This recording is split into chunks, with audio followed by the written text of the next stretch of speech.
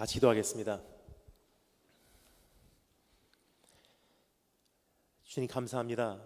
우리 위해 죽어주셨고 우리 위해 살아주신 주님을 찬양합니다. 우리의 부활의 첫 열매 되신 예수님, 우리 주님 바라보고 우리의 부활을 다시 한번 발견하게 하시고 그 부활을 통해 다시 한번 내 삶에 능력 허락하여 주시길 소망합니다. 오늘 이 시간 그 능력 소유한 자로 다시 한번 세상으로 빛으로 돌아가기를 소망하오니 하나님께서 오늘 이 시간 빛으로 우리에게 먼저 임하여 주시사 우리의 삶을 다시 한번 새롭게 설립해 주시길 소망합니다.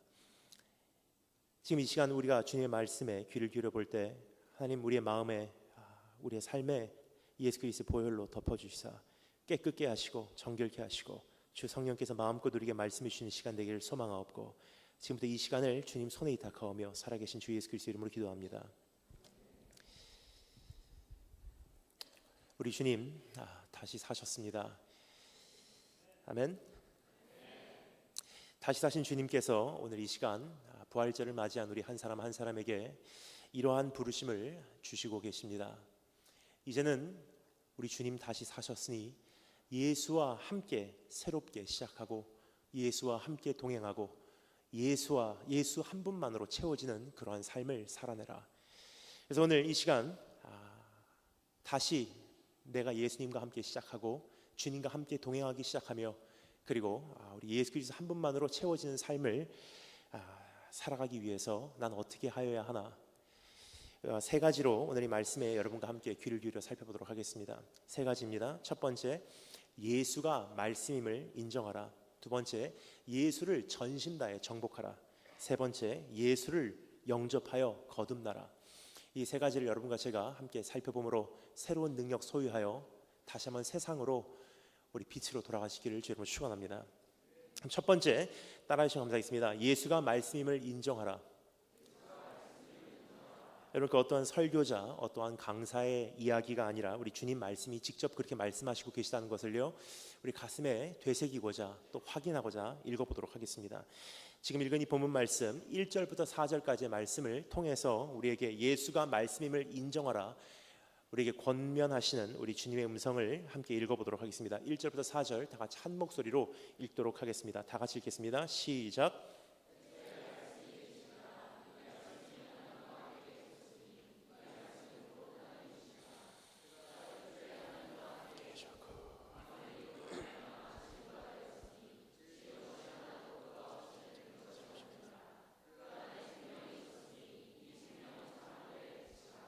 아멘.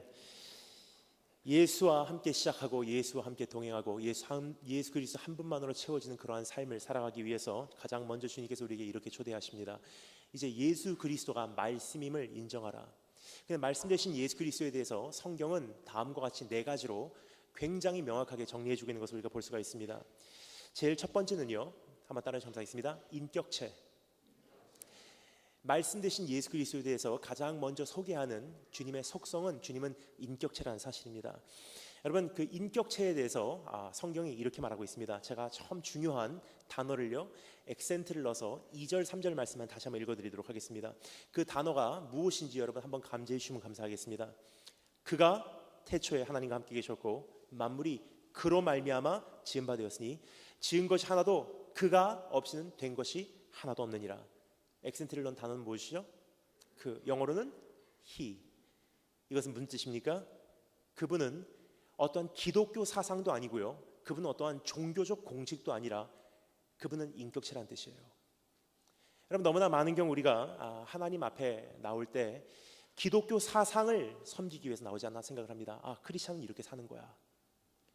혹은 때로는 우리가 어떤 종교적 공식으로 인해서 평생 교회를 다니면서도 불구하고 미혹될 때가 있지 않나 생각을 합니다. 여러분, 저는 많은 나라를 다닙니다. 선교사로 지금 중국 베이징과 서울 인천을 중심으로 지금 여러 나라를 다니며 공개와 비공개적인 사역을 하고 있습니다. 근데 여러 나라를 다니며 한 가지 보게 되는 것은요, 이 세상의 모든 종교가 똑같은 말을 하고 있다는 것입니다. 이 세상에 수많은 종교가 있죠. 이슬람교, 힌두교, 불교, 유대교, 천주교, 기독교, 이 수많은 종교가 다양한 모습으로 등장은 하지만 결국은 똑같은 말하고 있습니다. 저는 이것을 종교의 공식이라고 부르고 싶습니다. 그것은 무엇이냐면요, 뭐 불교는 불교대로, 이슬람은 이슬람대로 참 특이한 이야기를 하는 것 같은데 결국은 이 공식 안에서만 움직이고 있다는 사실이에요. 그것은 give and take이라는 공식입니다. give and take 뭐죠? 주고 받고예요. 바로 이런 뜻입니다. 똑바로 살면 천국 가고, 잘못 살면 지옥 가고, 잘하면 복 받고, 잘못하면 벌 받고. give and take. 이슬람 어떻습니까? 세계에서 가장 급속도로 번지고 있는 이슬람. 하루에 5번씩 무슬림들은 기도하죠. 계속 이렇게 기도하면서 꼭 하는 예식이 있습니다. 그것은 무엇이냐면요, 기도 중에 오른편, 왼편을 바라봐요. 그것은 이슬람의 교리가 바로 이러한 교리이기 때문입니다. 한 사람당 2명의 천사가 평생 쫓아다닌다고 그들은 믿고 있어요. 한 천사는 그 사람을 평생 쫓아다니면서 그 사람의 모든 좋은 행실을 기록하고요, 한 천사는 그 사람을 평생 쫓아다니면서 그 사람의 모든 나쁜 행실을 기록합니다. 그리고 한 사람의 인생이 마무리되는 그날, 그 사람이 죽는 그날 기록된 모든 좋은 행실과 기록된 모든 나쁜 행실을 저울질해봐요.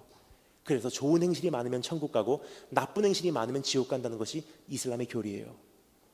여러분, 이 세미한 소리가 들리십니까? give and take, give and take. 잘하면 천국 가고, 잘못하면 지옥 가고, 잘하면 복 받고, 잘못하면 벌 받고. 불교 어떻습니까? 불교의 사체, 그러면 다 대단한 얘기하는 것 같아요. 돌을 닦아야지. 그냥 알고 보면 똑같은 얘기예요. 똑바로 살아, 착하게 살아, 열심히 살아. 그러면 죽고 환생할 때 인간으로 태어나. 하지만 잘못 살고 살인하고 도둑질하고 자기 중심만을 위해서 살게 되면 죽고 환생할 때 바퀴벌레로 태어날지 몰라. 뭐죠? give and take. 똑바로 살면 인간으로, 잘못 살면 바퀴벌레로. 안타까운 것은요, 평생을 주님을 믿는다고 하면서도 아직도 종교의 공식 안에서 주님과 교제하는 사람들이 너무 많다는 사실입니다. 하나님, 헌금했습니다. 복 주세요. 새벽 기도했습니다. 좋은 대학 보내주세요. 내가 성수주의를 했습니다. 사업 축복해 주세요. 어려움이 닥치면 여기까지 했는데 보관 주신 하나님 필요 없어요 하고 교회를 떠나갑니다. 뭐죠? give and take. 내가 잘못을 저질렀을 경우에 하나님께서 이제는 나에게 복을 거두어 가실까 봐, 이제 나를 치실까 봐, 이제 나의 사업을 무너뜨려 내리실까 봐, 나의 진로를 가로막으실까 봐 두려움에 떨고 있는 사람들이 아직도 교회를 다니면서도 불구하고 인격적으로 예수님을 만나지 못한 사람들의 모습입니다. 오늘 그 주님께서 우리를 초대하십니다. 내가 너를 위해서 죽었고 내가 너를 위해서 살았다는 의미 넌 아니? 즉 무조건적인 사랑으로 우리를 사랑하셨으니 그 사랑을 조금이나마 깨닫는 만큼 이제 하나님과 교제하라는 뜻이에요. 여러분, 저는 어렸을 때 저희 아버지가 뭐 하시는 분인지 잘 모르고 자랐어요. 저는 제1교포 3세입니다. 저희 아버지는 제1교포 2세예요. 일본에서 태어나시고 일본에서 자라신 분이십니다. 오히려 저보다도 우리말을 잘 못하시는 분이세요. 제 아버지는요, 일본에 계셨고 저는 그 당시 한국에서 잠시 살고 있었습니다. 10살 때까지 한국에서 외갓집에 살았습니다. 근데 아버지께서 이제 한 달에 몇 번씩 저를 보러 오시는 거예요. 아버지하고 저하고는 언어 장애가 있어요. 언어 문제가 있습니다. 아버지는 일본말밖에 못하시고 저는 그 당시 한국말밖에 못하고, 그러니까 아버지하고 저하고는 대화 소통을 하기 위해서는요, 몸짓 발짓 보디랭귀지예요. 그러니까 아버지께서 저에게 단순한 대화도 못하시는 거예요. 너 아이스크림 먹을래? 예를 들어서 오마 아이스크림을 타베르, 이걸 물어보시기 위해서 오마 아이스크림, 이게 저하고 아버지하고 통하는 방법이에요. 그러니까 저는 아버지에 대해서 아는 게 없습니다.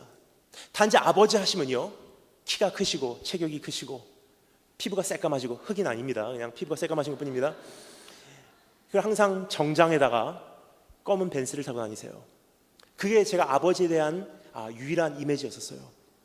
나중에 알게 됐어요. 저희 아버지 뭐 하시는 분인지. 알고 보니까 저희 아버지는 일본의 유명한 야쿠자이셨어요.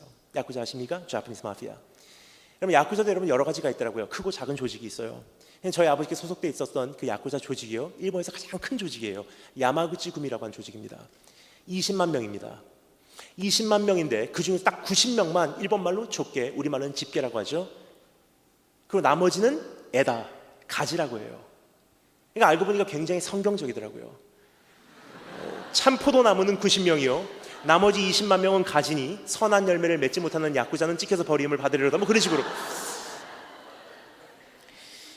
저희 아버지는 어디쯤 계셨냐면요, 고베라는 곳에 본부가 있어요. 거기에 오야붕 혹은 그 구미조, 정말 연세가 많으신 할아버지가 두목이에요.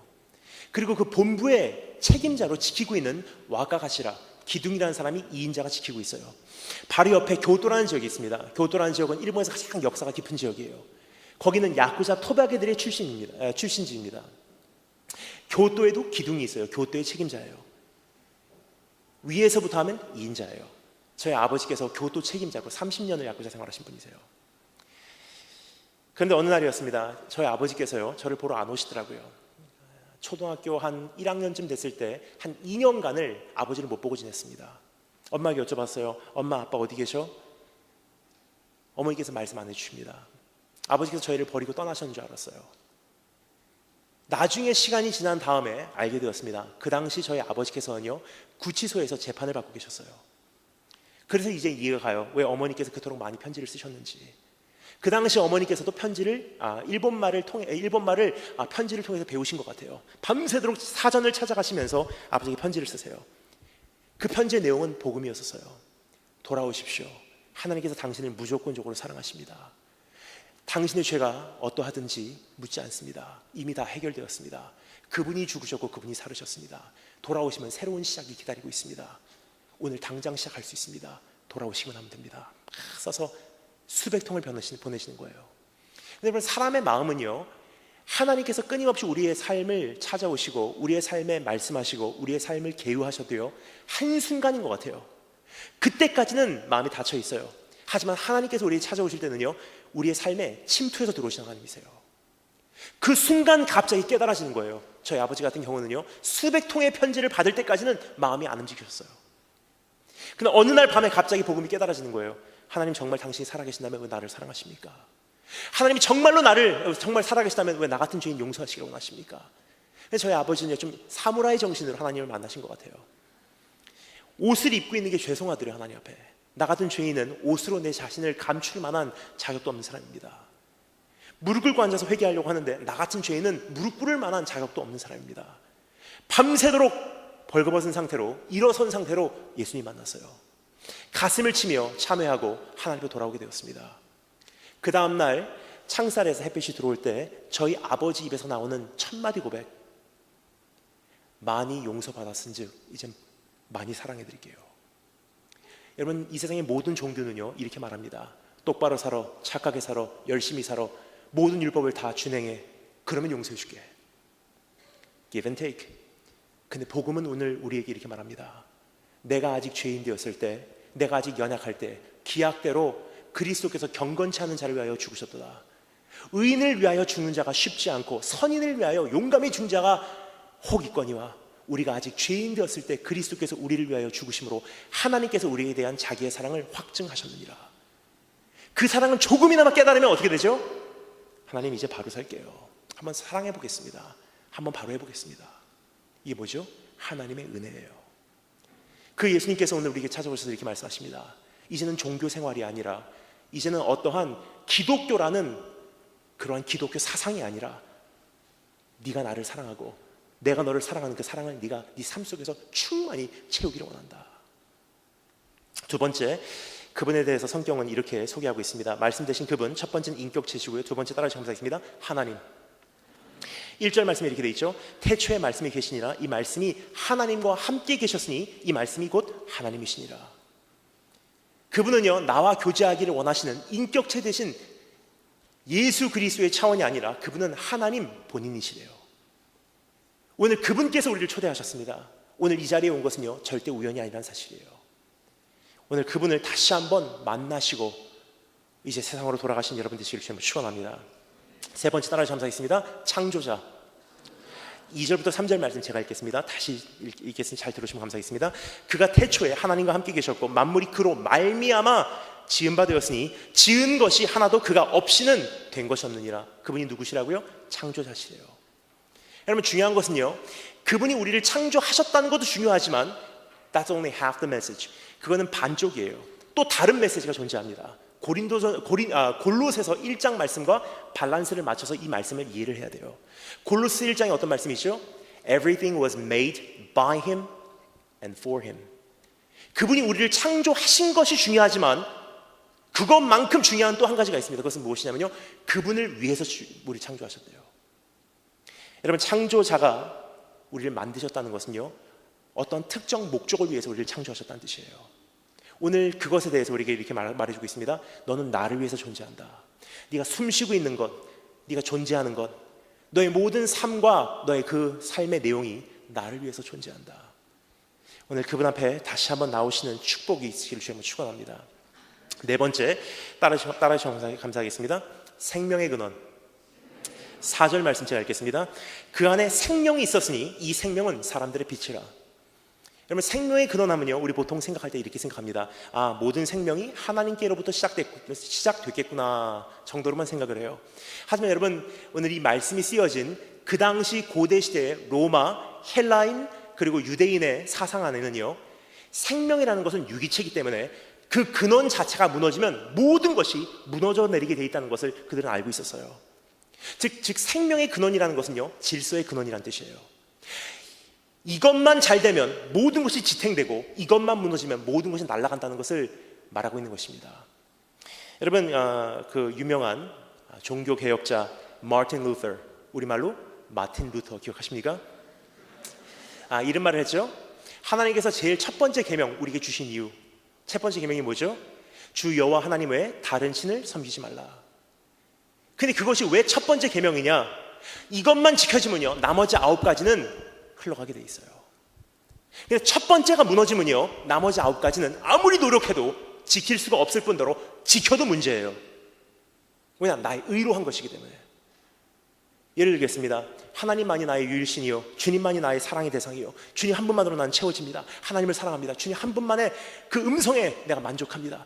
하나님의 불꽃 같은 눈동자에 합격되는 것이 내 인생의 행복입니다. 그 고백이 되잖아요. 남에게 인정받기 위해서 살인하지 않습니다. 남에게 인정받기 위해서 남의 것을 탐내지 않습니다. 남에게 인정하기 위해서 도둑질하지 않습니다. 근데 하나님하고의 관계가 무너져 내리니까 어떻게 되죠? 내 자신을 채우기 위해서는 도둑질도 살인도 탐내는 것도 우리가 가리지 않고 한다는 사실이에요. 첫 번째만 지켜지면 나머지는 지켜지게 돼 있어요. 첫 번째가 무너지면 나머지는 당연히 무너집니다. 즉 여기서 말하고 있는 것은요, 오늘 다른 문제 수습하러 달려가지 말고 하나님과의 1대1 간의 문제가 회복되기를 원한다. 그것만 회복되면 모든 것은 다시 제자리로 돌아가게 돼 있대요.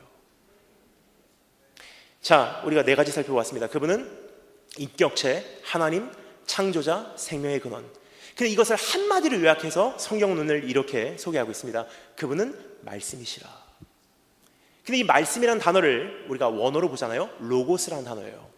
근데 이 말씀, 로고스라는 단어를 우리가 들으면 보통 이렇게 생각을 합니다. 아, 그분은 하나님의 말씀이구나, 혹은 성경 말씀이구나, 혹은 말이구나, 언어이구나. 성경에서 말하는 이 로고스라는 단어는요, 우리에게 이것이 생소하게 들리는 만큼 2000년 유대인들, 2000년 헬라, 2000년 전 헬라인들에게도 이 로고스라는 단어는 그렇게 일반적인 단어는 아니었습니다. 그 외에도요, 말씀이라는 단어를 정말로 사용하기를 원했다면 요한이라는 사람이 이 말씀을 적을 때 충분히 다른 단어를 선택할 수 있었을 거예요. 근데 구체요, 여기서 로고스라는 단어를 선택했다는 것은요, 무언가를 우리에게 이야기하고자 하는 의도적인 목적이 있었다는 것입니다. 그것은 무엇이냐면요, 로고스라는 단어는 우리에게도 생소한 만큼 그 당시에도 생소했는데 그 이유는요, 이것은 일반 용어가 아니라 철학 용어예요. 무엇을 의미하는 철학 용어냐? 한번 상상해 주시면 감사하겠습니다. 물론 그 당시는 스타벅스 같은 커피숍이 없었겠지만 한번 상상해 주시면 감사하겠습니다. 수많은 철학자들이 하루 종일 차를 마시면서 서로 논해요. 우리는 어디서 왔을까? 내 인생의 존재의 이유는 무엇일까? 내 인생의 모든 문제를 수습하는 방법은 무엇일까? 나는 무엇을 위해 존재하는가? 나는 죽은 다음에 어디로 가는가? 내 인생을 살아갈 수 있는 이 인생을 향한 설명서는 존재한다는 말인가? 그래서 한마디로 요약해서 그 모든 것에 답을 주는 것을 로고스라는 단어로 표현했어요. 즉 이것은 인생의 매뉴얼이라는 뜻이에요. 여러분, 저에게는 여동생이 한 명 있습니다. 그 여동생은 이미 결혼을 했습니다. 오빠보다 인생을 먼저 살고 있습니다. 근데 여동생이요, 결혼을 했는데 누구하고 했냐면요, 제가 이전에 같이 살던 룸메이트하고 결혼을 했어요. 여기까지 말씀을 드리면 어떤 분들은 이미 예측을 하십니다. 아, 오빠 보러 왔다가 룸메이트하고 결혼하겠구나. 오해가 있으시면 안 되기에 제가 좀 설명을 드리도록 하겠습니다. 사실 그런 이야기가 아니라 조금 리와인드해서 처음부터 좀 설명을 드려야 될 것 같습니다. 제 여동생이요, 미국에 있는 위튼 대학교라고 하는 크리스찬 대학이죠. 거기에 1학년으로 입학을 했어요. 그 당시 2학년 재학 중이었던 라이언 리, 지금 남편입니다. 2학년 학생이었던 그 학생이 여동생 1학년 입학하는 것을 보고서 사랑에 빠진 거예요. 그때부터 1년을 쫓아다닙니다. 교제해주세요, 데이트해주세요, 결혼해주세요. 1년 후에 여동생이 와서 저에게 묻습니다. 오빠 사귀면 안 될까? 제가 대답했습니다. 안 돼. 2학년 때도 쫓아다녀요. 사귀어주세요, 결혼해주세요, 데이트해주세요. 2학년을 마칠 무렵 여동생이 와서 저에게 묻습니다. 오빠 이제는 사귀면 안 될까? 안 돼. 3학년 때 이제는 안 될까? 안 돼. 4학년 때 이제는 안 될까? 제가 대답했어요. 너 이제 졸업하고 오빠가 다니는 트리니티 신학대학원으로 또 진학해서 올 거잖아. 오빠와 함께 이제 목회학 공부하며 너도 이 학교에서 생활을 하게 될 텐데 이 학교에도, 이 신학교에도 정말 귀한 전도사님들 많아. 그러니까 와서 학교를 다녀보면서 이분도 만나보고 저분도 만나보고 하다가 그럼에도 불구하고 그 친구를 잊지 못하면 그때는 오빠도 하나님의 뜻으로 받을게. 근데 그때는요, 여동생이 이미 4년을 기다렸기 때문에 그냥 넘어가지 않습니다. 그럼 오빠 나도 조건이 있어. 뭐야? 그럼 오빠도 내가 1년을 그렇게 지내는 사이에 오빠도 라이언이라는 그 친구를 한번 오빠도 검토해보기 위해서 그 친구와 함께 살아봐. 그 다음 주에 짐 싸고 그 친구하고 룸메이트가 됐어요. 6개월을 같이 지내고 나니까 제가 감탄을 했습니다. 정말로 저희 가정에 들어올 만한 형제고요, 정말로 귀한 형제예요. 그래갖고 여동생에게 이야기하기 전에 그 친구에게 이야기했습니다. 프로포즈해라. 이미 4년 동안을 친구로 지냈기 때문에 서로에 대해서 굉장히 잘 알아요. 그래서 데이트도 해보기 전에 프로포즈를 했어요. 그리고 승낙하고 그때부터 1년간 결혼 준비를 하는 사이에 전 그 친구가 룸메이트를 이어서 하고요. 제가 룸메이트가 된 지 딱 1년 반 만에 여동생 결혼하고 여동생은 그 집으로 들어오고 전 그 집에서 쫓겨났습니다. 이게 저희 집 스토리예요. 정말 귀한 형제예요. 아마 저에게 여동생이 또 한 명 있어도요, 그런 형제 찾았을 거예요. 근데 그 형제가 그래도 인간인지라 저하고 안 맞는 게 있어요. 체온이 안 맞습니다. 여러분, 제가 살던 미국의 시카고라는 곳은요, 한겨울 날씨가 체감온도 영하 30도까지 떨어져요. 바람이 분데 윈디시티, 바람의 도시예요. 바람이 칼날같이 느껴질 때가 있어요. 그러니까 저는요, 어떤 생활을 하냐면요, 추우니까 일단 온도를 최고로 올리고 집안에서는 반팔 반바지 입고 돌아다녀요. 근데 라이언이라는 그 친구는요, 비즈니스 메이저, 비즈니스 전공이다 보니까 계산을 하는 거예요. 결혼하기 전까지는 얼마를 모아야 되는데 독합니다. 온도를 최하로 낮추고 잠바 입고 돌아다녀요. 제가 올리면 낮추고 올리면 낮추고 올리면 낮추고. 근데 여러분, 여동생이 있는 오빠가 약해지더라고요. 그래서 제가 그 친구에게 부탁을 했어요. 너에게 맞춰줄게. 하지만 굉장히 춥다. 어떻게 하면 좋겠니? 그러니까 그 친구가 저에게 이렇게 말합니다. 그러면 형, 내 방에 전기 난로가 있어. 그 전기 난로 형이 가져가. 그래서 제 방으로 끌고 들어왔어요. 막 조작을 해봤습니다. 안 켜지더라고요. 막 눌러봤는데요, 이게 잘 작동이 안 돼요. 3일을 기다렸어요. 굉장히 추웠습니다. 도저히 안 되고 3일 만에 뒤집어 갖고 보니까 다른 버튼이 있어요. 그 버튼을 눌렀습니다. 따뜻해져요. 이제 됐다. 제가 부엌으로 가서 이제 부엌에서 이제 차 한 잔 마시려고 끓이고 있는데 갑자기 제 방에서 타는 냄새가 나는 거예요. 방으로 돌아가 보니까 전기난로에 불이 붙었어요. 알고 보니까 그 조작해서는 안 되는, 눌러서는 안 되는 버튼을 제가 눌렀더라고요. 여러분, 그 전기난로에도 매뉴얼이 있어요.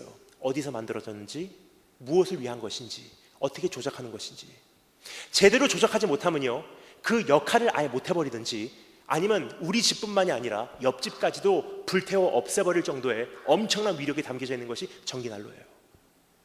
근데 하나님께서 우리 인생을 창조하시면서 매뉴얼이 없이 창조하셨을까요? 메이커, 어디서 왔는지, 어디로 가는지, 무엇을 위해서 존재하는지, 어떤 온도 이상은 높여서는 안 되는지, 어디를 가서는 안 되는지, 어떻게 살아가는지, 그것을 잘 활용을 못하면 인간의 구실조차를 못하고요, 그것을 잘만 활용하면요, 정말로 복된 인생을 살 수 있다는 거예요. 그럼 오늘 여기서 이렇게 말합니다. 그 매뉴얼 알기를 원하니 그 매뉴얼은 예수 그리스도예요. 우리는 여러분 아직까지도요, 수많은 멘토들을 찾아서, 수많은 프로그램을 향해서, 수많은 세미나를 향해서, 수많은 애드바이스를 원해서 지금 달려가고 있다는 사실이에요. 그것이 나쁜 것은 아닙니다. 하지만 여러분, 비본질적인 것은요, 본질을 상실해버리면 아무런 소용없다는 사실입니다. 오늘 이 시간 다시 한번 우리가 인정하기를 원합니다. 주님만이 나를 위해서 죽으시고 주님만이 부활의 첫 열매 되셨으니 주님만이 내 인생의 매뉴얼이요, 난 주님 한 분만을 이제 어떻게 살아가야 될런지 이제 주님 한 분 바라보고 내가 달려가기를 소망합니다. 그렇게 결단하시는 분들 아멘으로 화답해 주시면 감사하겠습니다. 예수가 말씀을 인정하라. 두 번째 따라서 감사하겠습니다. 예수를 전심 다해 정복하라. 예수 그리스도를 전심 다해서 정복하라고 우리에게 권면하신 주님의 말씀을요 직접 읽어보도록 하겠습니다. 우리 오늘 함께 다루고자 하는 이 본문 말씀을요 5절부터 11절까지 말씀을 다시 한번 읽어보므로 예수를 전심 다해 정복하라 함께 읽겠습니다. 시작.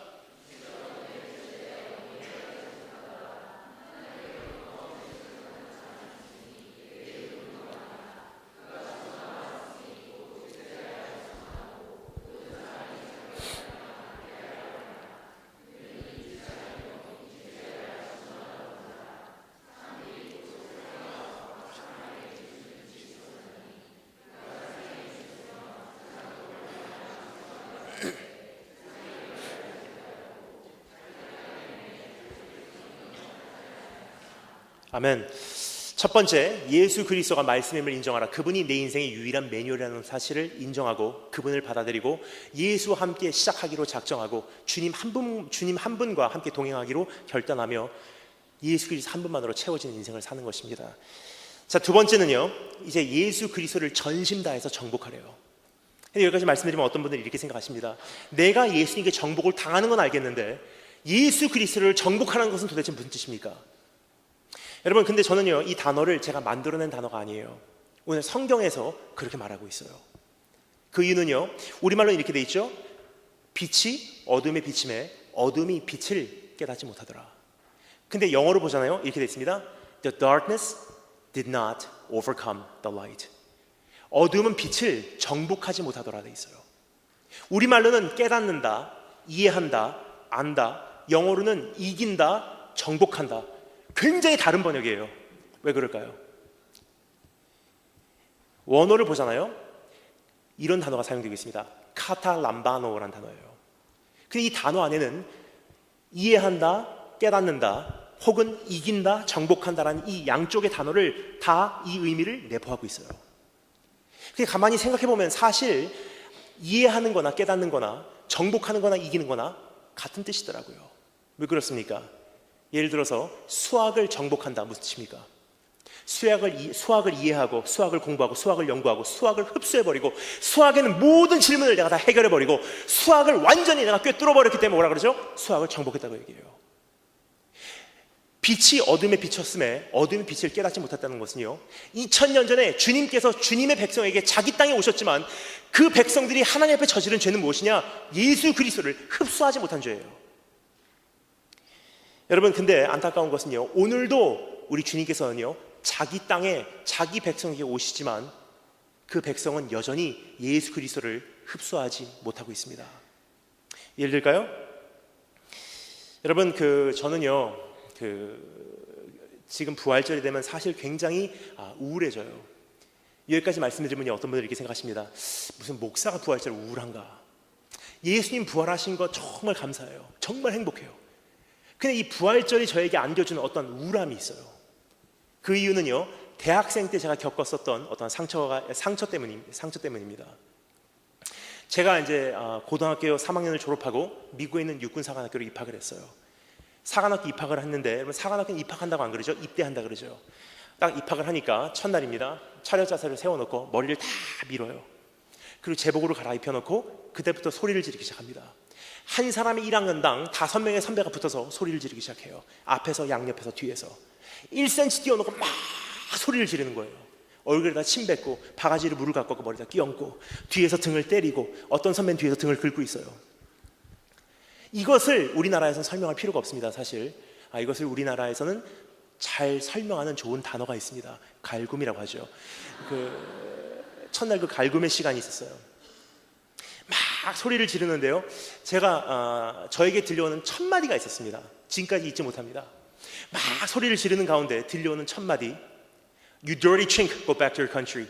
이 더러운 중국 놈아, 니네 나라로 돌아가라.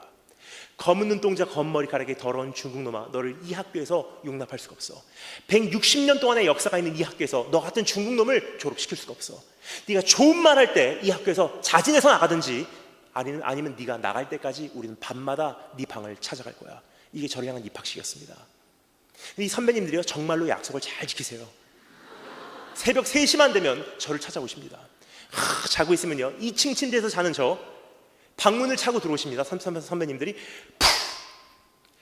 2층 침대에서 자다가 깜짝 놀라서 내려오려고 하는 순간 저를 자꾸 떨어뜨려요. 퉁! 그럼 발로 밟고 푸시업을 시켜요. Sir, one sir, Sir, two sir. 참 인종차별이라고 하면요, 이가 갈릴 만큼 싫었어요.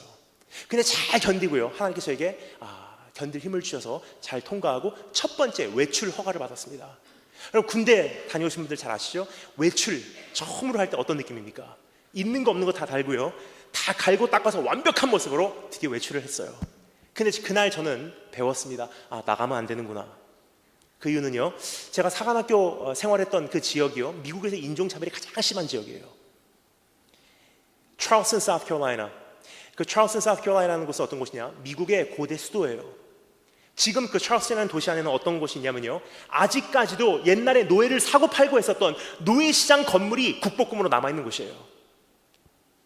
북쪽에서 웨스트 포인트 학생들을 태우고 링컨 대통령의 명을 입고 노예를 해방시켜라 하고 내려오는 북쪽의 군인이요, 이제 포트 섬터라고 하는 찰스턴 앞바다로 들어왔을 때 The Citadel, 남쪽에 있는 저희 사관학교 생도들이요, 그것을 보고서 대포를 쏴서 그 배가 침몰돼서 시작된 것이 남북전쟁이에요.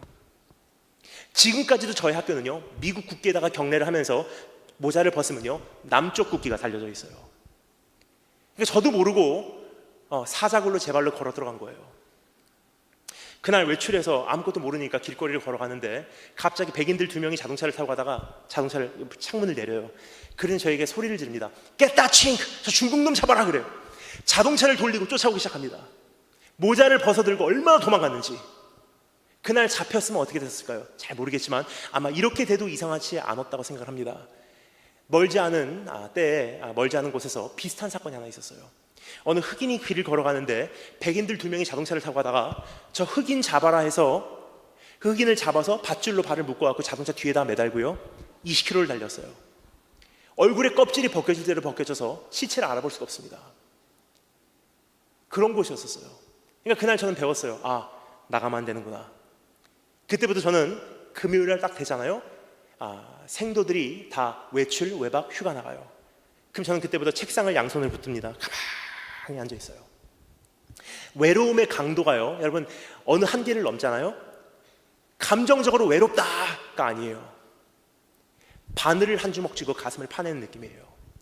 육체적으로 아파요. 가만히 앉아 있으면 부들부들 떨려요. 눈물이 툭툭툭툭. 금요일, 토요일, 주일 그렇게 보냅니다. 그리고 월요일 다시 학교를 시작해요.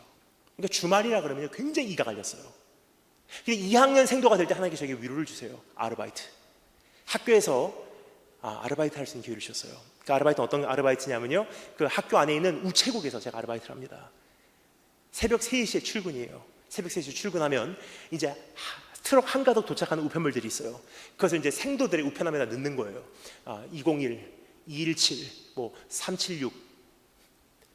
그런데 부활절, 크리스마스, 추수감사절, 발렌타인 되잖아요. 평소보다도 4배, 5배 되는 양의 우편물이 도착을 해요. 다 넣는데요, 굉장히 마음 아픈 것은요, 제 거는 하나도 없어요. 여러분, 사실 부활절이 되기 전까지는요, 크리스마스가 되기 전까지는요, 추수감사절이 되기 전까지는, 혹은 발렌타인이 되기 전까지는요, 사람들 사이에 숨어 삽니다. 근데 그러한 특별한 절기가 되면요, 사랑하는 사람들끼리 뭉치기 시작해요. 연인들끼리 뭉치기 시작합니다. 가족들끼리 뭉치기 시작해요. 그러면 제가 아무도 없다는 것이요, 두드러지게 나타나기 시작해요. 그러한 절기 전까지는 사람들 사이에 그냥 묻혀 살아요. 숨어 삽니다. 근데 그날은 사람들이 더 화려한 곳에 가고요, 화려한 옷을 입고요, 화려한 음식 먹어요. 그럼 내 초라한 것이요, 내 초라한 모습이 두드러지게 부각이 되기 시작해요. 여러분, 오늘 부활절입니다. 근데 주님의 주된 관심이 어디 있을까요? 율동하고 하나님 예배를 올려드립니다. 이곳에 임하여 주시옵소서. 주님의 엄청난 영광이 이곳에 있기를 원합니다. 물론 하나님의 관심 이 가운데 있습니다. 하지만 하나님의 주된 관심이 어디 있을까요? 오늘 이 부활절 이 예배에 하나님의 주된 관심은요, 아픈 손가락에 있어요. 아픈 손가락 어디죠?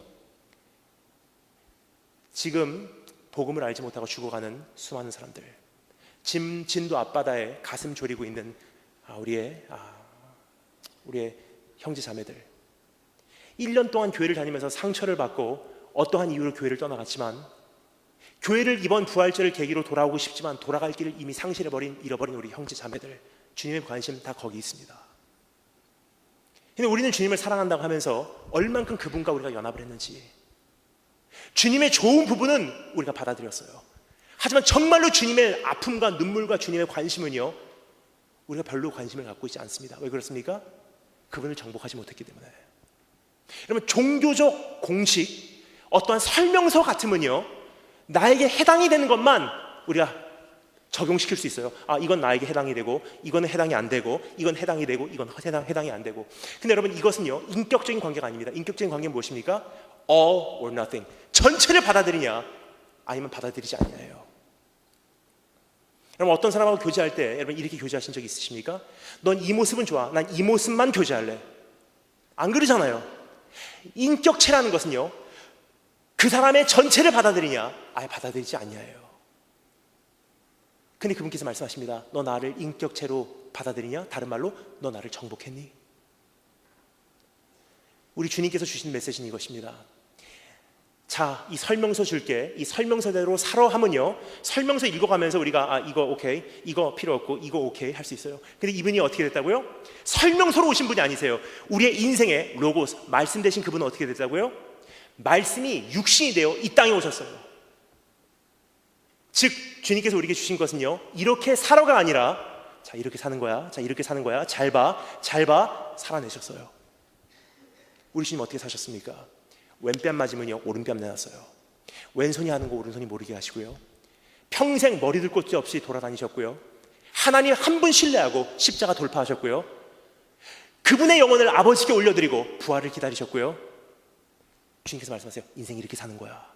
내가 매뉴얼이야. 나 잘 봐. 인생 이렇게 사는 거야.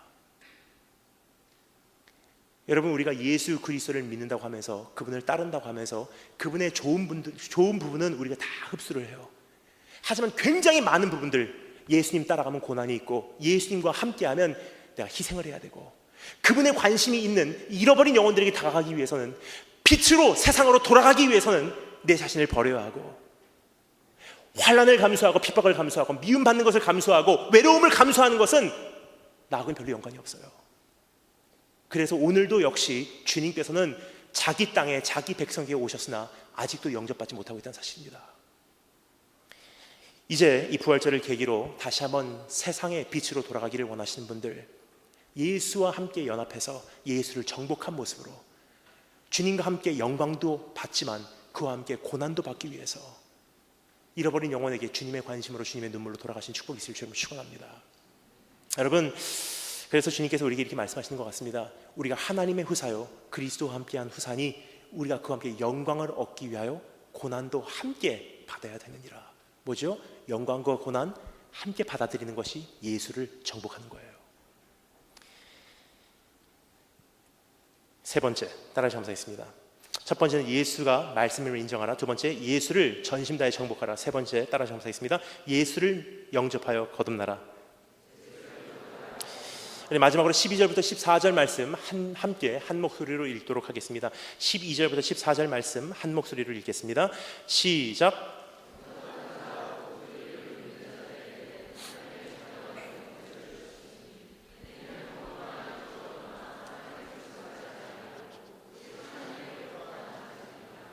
아멘.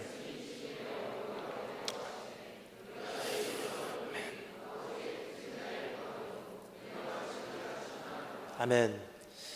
여러분, 한 가지만 오늘 이 말씀과 연관된 건 아닌데 제가 너무나 감탄을 해서 말씀을 드리도록 하겠습니다. 110주년 된 교회, 114주년 됐죠? 너무 감사해요. 그 이유는요, 제가 대한민국 비롯해서 여러 나라를 다니면서 때로는 이 공개적인 석상에서, 때로는 지하교회에서, 때로는 많은 분들 앞에서, 때로는 1대1로 말씀을 전하고 제자 훈련시키고 선교사 훈련시켜서 선교지로 파송하고 그런 사역을 하는데, 특별히 공개적인 석상에서 다 같이 말씀 읽겠습니다 했을 때 PPT가 뜨지 않고 본문 말씀 펼치고 읽는 거 오늘 이 교회밖에 없습니다. 정말 저는 거기에 큰 은혜를 받고 갑니다. 이제는요 PPT 안 띄워지고요 정전돼버리면 함께 합독도 못하는 시대예요. 여러분 110주년 된 이것이 어떠한 보수성에 대한 자신감이 아니라 오늘 하나님 앞에서 정말 좋은 것, 내가 처음 믿었던 대로 그 초심 유지하고 주님 오시는 그날까지 달려가시는 여러분의 모습이 되기를 주님의 이름으로 소망합니다. 첫 번째 우리가 살펴본 것은요 예수가 말씀임을 인정하라. 두 번째 예수 그리스도를 전심 다해 정복하라. 세 번째는요 예수를 영접하여 거듭나래요. 여러분 거듭난다 그러면 우리 보통 이렇게 생각합니다. 예수님을 믿는 고백을 하면 구원을 받는다고 생각해요. 그래서 우리가 생각하는 구원은요 이런 구원이라고 생각합니다. 자, 따라서 읽어보세요. 따라서 읽어보세요. 예수님 내 마음을 엽니다. 내 마음에 들어와 주세요. 나의 구세주가 되어주세요. 예수님 이름으로 기도합니다. 아멘. 구원 받았습니다. 뭐죠? 여쭤보겠습니다. 여러분 주문 외우면 구원 받습니까? 주문 외워서 구원 받는다고 생각하신다는 것은요 이것은 이단 사입이에요. 마음으로 믿어 의에 이르고 입으로 시인하여 구원에 이른다는 것은요 가장 먼저 했던 그 말씀을 했던 대상은요 우리가 아니라 2000년 전 유대인들이었어요. 초대교회 때 핍박받고 죽임당하는, 예수 믿으면 사자굴에 던짐을 받고, 예수 믿으면 가정에서 쫓겨나고, 예수 믿으면 십자가에 못 박히는 그 시대에 한 사람의 유대인이 입으로 시인한다는 게 문제인 줄 아십니까? 나도 예수를 믿습니다 이런 뜻이에요. 나 죽어도 괜찮습니다. 내가 그토록 기다리던 왕으로 오신 그분이 예수임을 이제는 드디어 알았기에, 비록 그분이 십자가에 달려서 죽었다 할지라도 반드시 다시 한번 왕으로 오셔서 이 세상을 심판하시리니 그분을 내 인생의 구세주로, 나의 인생의 주인으로 영접하겠습니다. 난 이젠 죽어도 한이 없습니다. 그 고백이었었어요. 그렇게 고백하면은 그때나 지금이나 구원이 있을 것입니다. 하지만 그 고백을요 주문 외우듯이 외운다고 구원이 받는 게 아니에요. 근데 오늘 이 말씀에서 뭐라고 말합니까? 예수를 믿음으로 아니에요. 정확하게 말합니다.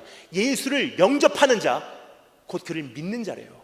즉 믿는다는 것은 영접하는 거래요. 그 영접한다는 것은 무슨 뜻입니까? It is to place your faith in Him. 그분을 신뢰한다는 뜻이에요. 여러분 누군가를 우리의 집에 영접할 때 어떻게 하죠? 그분을 신뢰하기 때문에 우리 집에 영접하는 거예요. 내 마음을 열고서 그분을 영접할 때 무슨 뜻이요? 난 당신을 신뢰합니다라는 뜻이에요. 바로 이런 뜻입니다. 당신이 내 인생에 들어와서, 당신이 우리 집에 들어와서 어떻게 나를 아프게 한다 할지라도 난 당신을 신뢰하기 때문에 괜찮습니다. 여러분 결국은 사랑한다라는 뜻이, 결혼한다는 것도 마음을 열고 그 사람을 받아들인다는 것도 바로 그 뜻이 아닌가 생각돼요.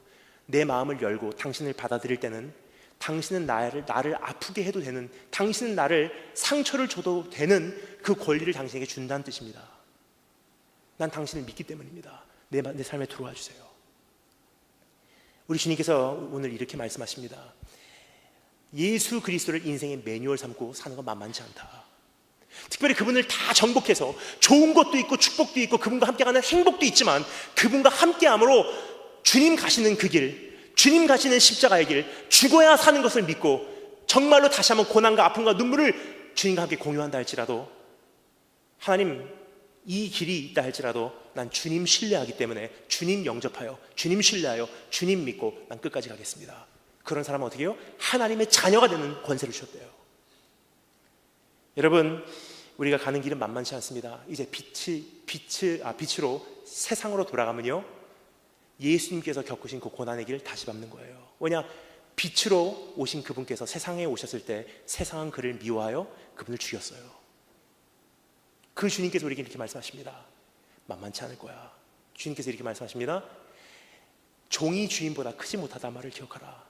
사람들이, 세상이 빛으로 온 나를 죽였은즉, 핍박하였은즉 종된 너희를 핍박하는 것은 당연한 것이다.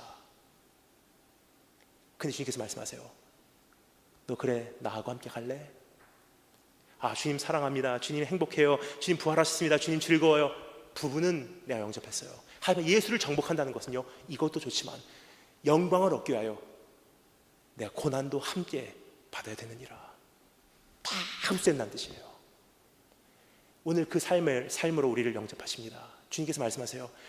그럼에도 불구하고 네가 나를 정말 신뢰하면 이 길 끝까지 달려낼 수 있어.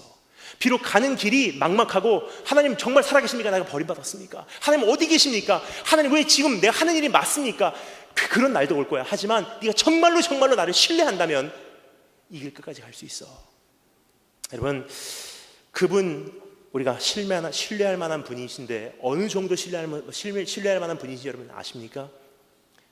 저는요 사관학교 다녔다고 그러면요 어떤 분들이 이렇게 생각하십니다. 군사학 전공했겠구나. 근데 여러분 사관학교는 군사학 전공이 없습니다. 사관학교도 다른 전공들이 다 있어요. 보통 대학교 똑같습니다. 군사학은 필수 과목이에요. 그러니까 저 같은 경우는요 사관학교에서 심리학을 전공했어요.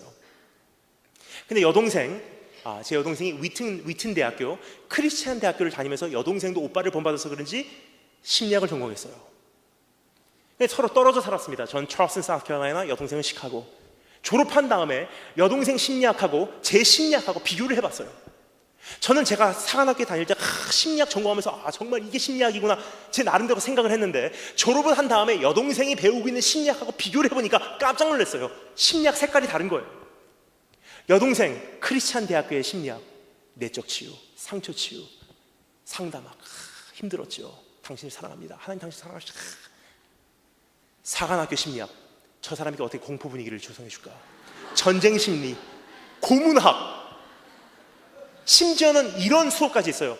이제 장교로서 임관에서 전쟁에 나가게 되면 전쟁에서 POW, 전쟁 포로로 끌려갈 날이 올 것이다. 그때는 고문을 당하게 될 텐데 적어도 고문하는 사람과 고문을 당하는 우리의 심리전이 펼쳐진다는 사실이에요. 저는 근데 그 고문학을 들으면서 굉장히 지금까지도 기억에 남는 것이 있어요. 그것은 무엇이냐면요, Everybody breaks down in torture. 내가 누구이건 간에 고문은 사람을 깨트리게 돼 있어요. 고문이라는 것은 one size fits all이 아니에요. 한 사이즈로 만들어진 게 아닙니다. 고문이라는 것은 custom made, 한 사람에 맞게 디자인된 거예요. 어떤 사람은 손가락 한 개를 부러뜨려야지 얘기하는 사람이 있어요. 어떤 사람은 손가락 10개를 다 뽑아버리지 않으면 타협 안 하는 사람이 있어요. 고문이라는 것은 그 사람을 한 사람당 다 그 사람의 한계까지 이끌고 가는 것이 고문의 목적이기 때문에 하나의 스탠더드가 없다는 사실이에요. 즉 한 사람에게 맞췄기 때문에 모든 사람이 결국은 깨지게 돼 있어요. 시간 문제예요. 고문하는 사람들이 뭐라 그러죠? 어차피 깨지게 돼 있어. 차라리 고난을 좀 덜 받고 차라리 지금 타협해. 근데 여러분, 고문을 당하면서 가장 힘든 게 뭐냐면요, 고문이라는 것은 옵션을 준다는 거예요. 그냥 막 힘들게 하는 게 아니에요. 고문의 가장 힘든 것은 무엇이냐면요, 타협해, 살려줄게. 말해, 놔줄게. 한 번만 배반해, 그러면 풀어줄게. 옵션이 있다는 거예요. 그러니까 내 안에 있는 심리전이 굉장히 심해요. 타협할까? 한 번만 배반할까? 왜냐? 내 안에 풀려날 수 있는 능력이 있으면서도 불구하고 고난을 겪으면서 의도적으로 선택을 하는 거예요. 난 끝까지 배반 안 하겠습니다. 그래서 고난이 힘든 거예요. 왜냐? 사람 몸 안에는요 장치가 있습니다. 내 자신을 보호하기 위한 장치가 있어서요, 어느 정도 고난이 한계를 넘잖아요. 그러면 내가 그렇게 원치 않아도요, 내 몸이 내 자신을 보호하기 위해서 반사 반응을 보이게 되어 있습니다. 내 자신을 보호하기 위한 장치예요. 예를 들어서 정말 사랑하는 여자친구가, 정말 연약한 여자친구가 제 팔을 비튼다고 한번 생각해 보겠습니다. 팔을 막 비틉니다. 아파 하다가 정말 사랑하는 여자친구인데도 불구하고 여자친구가 막 팔을 비틀 때 이제 팔이 퍽 하고 나갈 것 같잖아요. 내가 원치 않더라도 내 몸이 반응을 해요. 반사 반응. 어떻게 하죠? 아파 하다가 퍽 나가기 전에 나도 모르는 사이에 아프단 말이야, 퍽! 사람 몸은요, 자기 자신을, 그 한계를 못 넘게 자기 자신을 보호하게 만들어졌어요. 그래서 여러분, 그렇게 되면요, 순교한 사람들 보면 굉장히 대단한 거예요. 제정신으로 한 사람들 없습니다. 왜냐? 자기 몸은 자기 자신을 보호하게 만들어졌기 때문에 사자굴에 던져짐을 당해서 할 수 없이 죽는 거 아닌 이상 마지막 순간에 배반할 수 있는 기회를 주면요, 인간은 누구나 배반하게 돼 있어요. 그래서 순교하시는 분들 보잖아요. 대단한 것이 무엇이냐면요, 숨이 넘어가려고 할 때 드디어 예수 그리스도께서 보좌에서 일어나셔서 오 하는 몽롱한 가운데 천국 가버리는 거예요. 마치 마약에 취해서 가는 것과 같이 하나님 엄청난 그 아름다움과 거룩함 바라보고 그때 몽롱한 가운데 내 영혼이 세상과 나는 간 곳 없고 구속한 주만 보면서 가는 것이 순교예요. 자, 그런데 여러분, 예수님의 십자가 사건 생각할 때 가장 힘들었던 부분이 뭘까요? 아니에요. 예수님이 십자가에서 가장 힘들었던 것은요, 사람들에게 배반당하는 것 아니에요. 이미 아셨어요. 너 나 배반할 거야. 돌아올 것도 아셨어요. 돌아올 거야. 십자가에서 가장 힘들었던 부분이 뭐였을까요? 제 생각에는요, 심리전이었어요. 내려올 수 있는 능력 다 있었어요. 입김 하나로 앞에 있는 사람들 다 쓸어버릴 수 있는 능력 예수님 안에 다 있었어요. 천군 천사 동원시켜서 앞에 있는 사람 다스릴 수 있는 능력 다 있었어요. 근데 말할 수 없는 통증이 내 몸을 가로지를 때마다 주님께서 순간순간 선택을 하십니다. 하나님, 난 오늘 여기서 내려갈 수 없습니다. 내 안에 있는 능력 난 오늘 사용하지 않겠습니다. 내 몸의 한계를 맞이하고도 그 능력 사용하지 않으세요. 십자가 달렸을 때 여러분, 양쪽에 못을 박죠? 근데 이 손이 심장보다 윗부분에 위치하고 있어요. 그럼 어떻게 되냐면요, 1시간 정도는 힘들지만 견딜만해요. 하지만 1시간이 넘어버리면 어떻게 되냐면요, 심장보다 위에 손이 위치하고 있기 때문에 호흡곤란이 시작돼요. 그리고 허파가 그 기능을 상실해버립니다. 그때부터 수영하는 사람들 같이 십자가에서 행동을 해요. 어떻게 하냐, 양쪽으로 못이 달려있으면요, 이 못에, 박혀있는 못에 내 몸에 있는 모든 체중을 지탱하고 올라가요.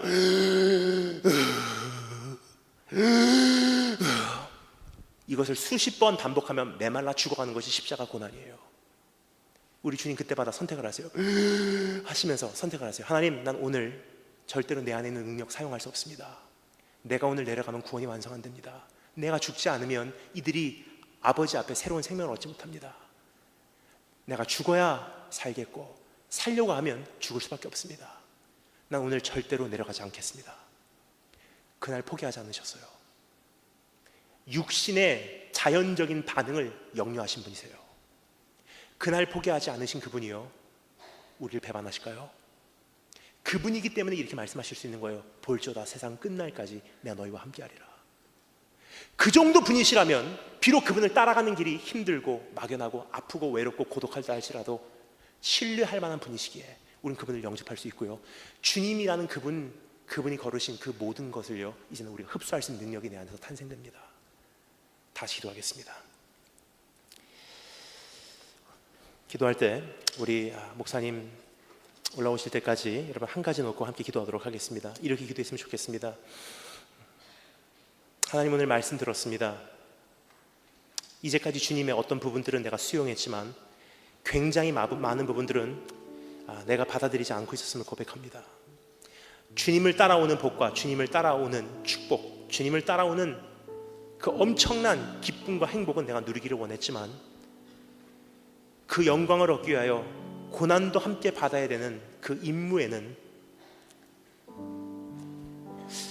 내가 마음을 열지 않았음을 고백합니다. 하지만 빛으로 이 세상에 오셔서 죽어야 산다고 우리에게 매뉴얼의 삶을 몸소 보여주신 주님, 이제 나도 세상으로 돌아가서 내가 죽겠습니다.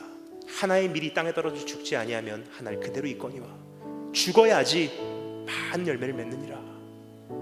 그렇습니다. 주님, 빛으로 세상으로 돌아간다는 것은 참 아름답게 들리는 어떤 주제가 아니라 희생을 요구하는 부르심이요, 와서 죽어라, 참된 생명을 얻기 위해 우리에게 도전하시는 하나님의 음성인 줄 믿습니다. 오늘 그러한 삶을 이제는 내가 마다하지 않고 예수 그리스도, 인격적으로 그분을 받아들이기에 주님 전체를 받아들이겠습니다. 비록 이 길이 아프고 힘들다 할지라도 끝까지 나를 버리시 아니신 우리 주님 신뢰하기에 난 이 길을 가려고 합니다. 우리 다 같이 그러한 마음으로, 결단하는 마음으로 우리 주님 앞에 기도하도록 하겠습니다. 다 같이 기도하겠습니다.